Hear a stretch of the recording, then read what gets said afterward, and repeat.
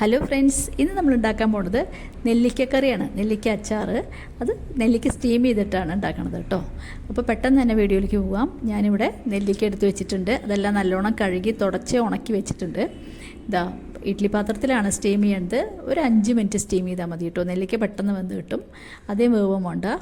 ഞാൻ ഇത് ഫോർക്ക് കൊണ്ട് നോക്കിയപ്പോൾ അത് ഉള്ളൊക്കെ വെന്തിട്ടുണ്ട്.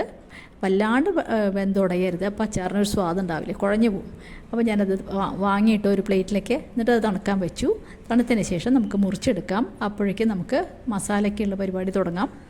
ഇതാ ഇവിടെ ഞാൻ പാൻ വെച്ചിട്ടുണ്ട്. അതിലേക്ക് ഒരു 4 ടേബിൾ സ്പൂണോളം നല്ലെണ്ണ ഒഴിച്ചു കൊടുത്തു. നല്ലെണ്ണയിൽ അച്ചാർ ഉണ്ടാക്കിയാൽ കേട്ടോ സ്വാദ്. അപ്പോൾ എണ്ണ അധികം ഒഴിച്ചാൽ കേടുവരികയില്ല. ഞാനൊരു 3-4 ടേബിൾ സ്പൂൺ ഒഴിച്ചുള്ളൂ.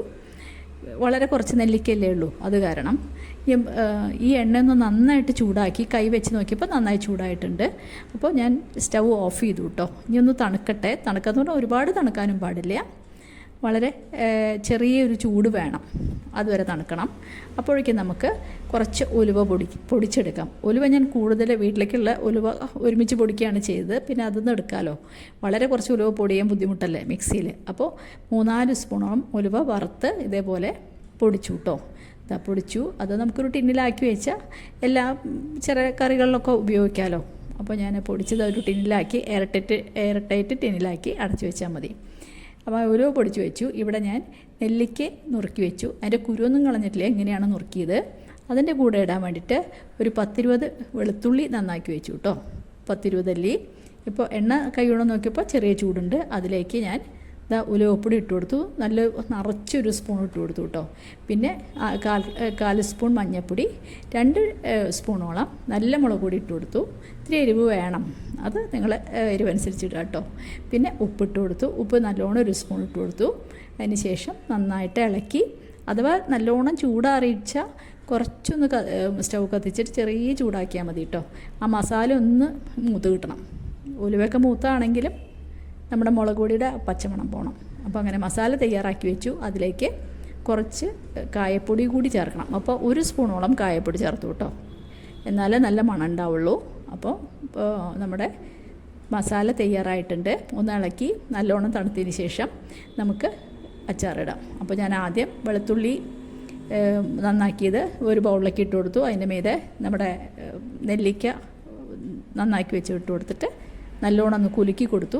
അതിന് ശേഷം നമ്മൾ തയ്യാറാക്കി വെച്ച മസാല നല്ലോണം തണുത്തതിന് ശേഷം ഒഴിച്ചു കൊടുക്കുക. എന്നിട്ട് നന്നായിട്ട് മിക്സ് ചെയ്യുക, അത്രയേ ഉള്ളൂ. അപ്പോൾ ഞാൻ മസാലയൊക്കെ നന്നായിട്ട് ഒഴിച്ചു കൊടുത്തു. ഇനി നമുക്ക് നന്നായിട്ട് മിക്സ് ചെയ്തെടുക്കണം. ഉലുവയും കായും ഉപ്പും ഒക്കെ എല്ലായിടത്തും പിടിക്കണ പോലെ നല്ലോണം കുറച്ച് നേരം നിന്ന് ഇളക്കണം കേട്ടോ. ഇളക്കി അത് യോജിപ്പിക്കണം. അപ്പോൾ എല്ലാ കഷ്ണത്തിലും ഉപ്പും മഞ്ഞളൊന്നും ഇടാതെയല്ലേ നമ്മൾ വേവിച്ചത്. അപ്പോൾ അതുകൊണ്ട് നന്നായിട്ട് ഇളക്കണം. അപ്പോൾ 2-3 മിനിറ്റ് നിന്നിട്ട് നന്നായിട്ട് ഇളക്കി കൊടുത്തോളൂ. ഉപ്പും മഞ്ഞളും മുളകും ഒക്കെ എല്ലായിടത്തും പിടിക്കട്ടെ.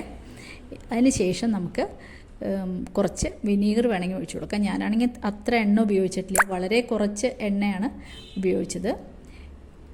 അപ്പോൾ ഇത് വേഗത്തിൽ ചിലവാകുമെന്ന് വിചാരിച്ച് വളരെ കുറച്ചല്ലേ നെല്ലിക്കുള്ളൂ എന്ന് വിചാരിച്ചിട്ട് ഞാൻ വളരെ കുറച്ച് എണ്ണ ഉപയോഗിച്ചുള്ളൂ. കുറച്ച് കൂടുതൽ നാൾ വെക്കണമെങ്കിൽ കുറച്ചും കൂടി നമുക്ക് നല്ലെണ്ണ ഉപയോഗിച്ച് നല്ലെണ്ണ മുകളിൽ നിൽക്കണം നമ്മൾ കുപ്പിയിൽ ഒഴിച്ച് കഴിഞ്ഞാൽ. അപ്പോൾ തീരെ കേടുവരില്ല. ഞാനിവിടെ 1 സ്പൂൺ വിനീഗർ ഒഴിച്ച് കൊടുക്കുന്നുണ്ട് കേടുവരാതിരിക്കാൻ വേണ്ടിയിട്ട്.